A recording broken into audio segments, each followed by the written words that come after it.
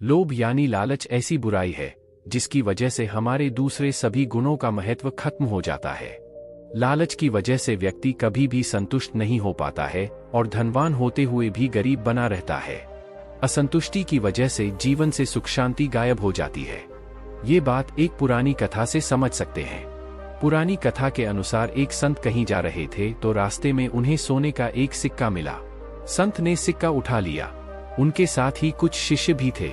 संत ने शिष्यों से कहा, ये सिक्का किसी ऐसे व्यक्ति को दूंगा जो सबसे ज्यादा जरूरतमंद है। संत और शिष्य अपनी यात्रा पर आगे बढ़ते रहे। रात होने पर वे एक राज्य में रुक गए। अगले दिन उस राज्य का राजा अपनी सेना के साथ के पड़ोसी राज्य पर आक्रमण करने के लिए जा रहा था। संत ने राजा और उसकी सेना को देखा तो वे अपने शिष्यों के साथ राजा से मिलने पहुंच गए। मंत्रियों ने राजा को बताया कि एक संत मिलना चाहते हैं। संत के बारे में सुनते ही राजा तुरंत ही अपने रथ से नीचे उतरा और संत के सामने पहुंच गया। राजा ने संत को प्रणाम किया तो संत ने अपने पास से सोने का वह सिक्का राजा को दे दिया। राजा ने उस सिक्के को देखा तो वह कुछ समझ नहीं सका। उसने संत से ही पूछा, आप ये सिक्का मुझे क्यों दे रहे हैं? संत बोले, ये सिक्का मुझे कल मिला था। उस समय मैंने सोचा था कि इस सिक्के को सबसे जरूरतमंद व्यक्ति को दूंगा। राजा ने कहा, आपको कोई गलतफहमी हो रही है। मैं तो इस राज्य का राजा हूँ और मेरे पास अपार धन संपत्ति है। मैं जरूरतमंद नहीं हूँ। संत ने कहा, राजन, आपके पास अपार धन संपत्ति है, बड़ा राज्य है, फिर भी आप दूसरे राज्यों पर अधिकार करने के लिए विशाल सेना लेकर आक्रमण करने जा रहे हैं। इसका मतलब यही है कि आपके लालच का अंत नहीं है। इतनी संपदा होने के बाद भी आपको और राज्य चाहते हैं। मेरी नजर में आपसे ज्यादा जरूरतमंद कोई और दूसरा व्यक्ति नहीं है, इसीलिए इस सिक्के के आप ही हकदार हैं। संत की ये बातें सुनकर राजा को समझ आ गया कि वह लालच की वजह से ही दूसरे राज्य पर हमला करने जा रहा है। राजा ने संत से कहा, आपने मुझे मेरी गलती का एहसास कराया है, मुझे क्षमा करें। इसके बाद राजा ने दूसरे राज्य पर आक्रमण करने का विचार छोड़ दिया और अपनी सेना के साथ अपने महल में लौट गया। सीख, इस किस्से की सीख यह है कि लालच का अंत नहीं है।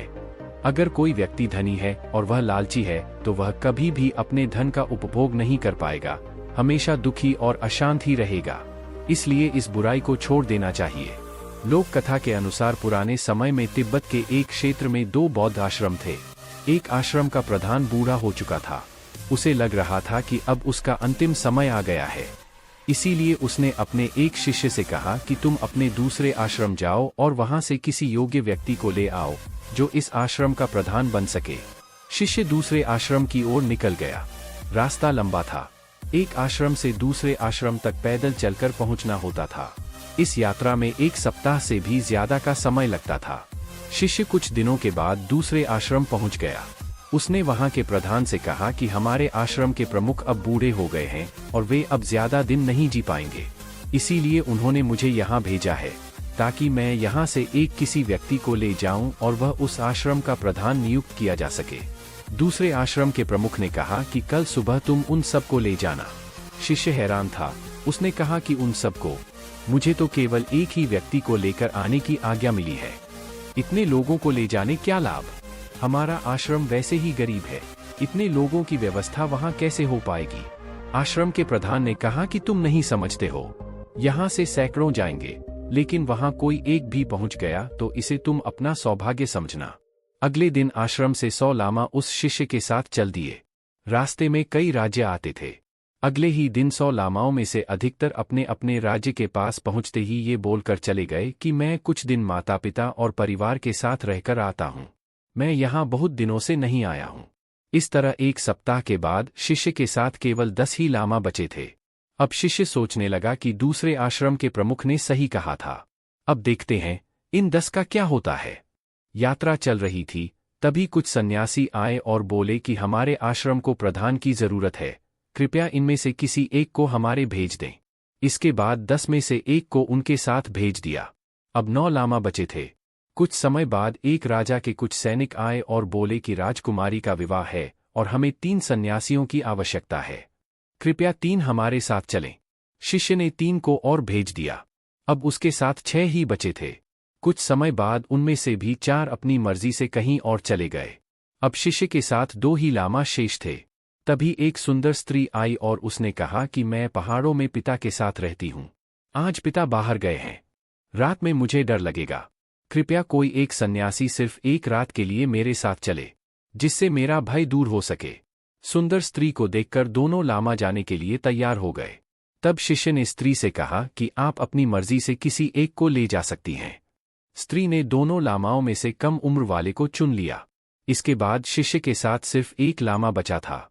शिष्य उस लामा से कहा कि अब तुम कुछ देर और धैर्य रख लो, बस हम आश्रम पहुंचने ही वाले हैं। तभी वहां एक विद्वान आया और बोला कि मैं तुम्हें धर्म अध्यात्म में वाद विवाद की चुनौती देता हूं। शिष्य ने कहा कि हमें इसकी चुनौती में नहीं फंसना चाहिए। लामा ने कहा कि मैं इसकी चुनौती अस्वीकार नहीं कर सकता। शिष्य बोला कि इसमें पता नहीं कितना समय लग जाएगा, वहां मेरे गुरु पता नहीं जीवित होंगे भी या नहीं। हमें यहां से चलना चाहिए। लामा ने कहा कि मैं ये चुनौती छोड़कर नहीं जा सकता। तुम अभी जाओ, अगर मैं जीत गया तो आश्रम आ जाऊंगा, अगर हार गया तो मुझे इस विद्वान का शिष्य बनना होगा। शिष्य उस लामा को भी छोड़कर अपने आश्रम लौट आया। वहां उसके गुरु प्रतीक्षा कर रहे थे। उन्होंने शिष्य को ही आश्रम का प्रधान नियुक्त कर दिया। इस कथा की सीख यही है कि किसी भी लक्ष्य तक पहुंचना आसान नहीं है। जो लोग किसी मोह, लालच या प्रलोभन में नहीं फंसते हैं, सिर्फ वे लोग ही लक्ष्य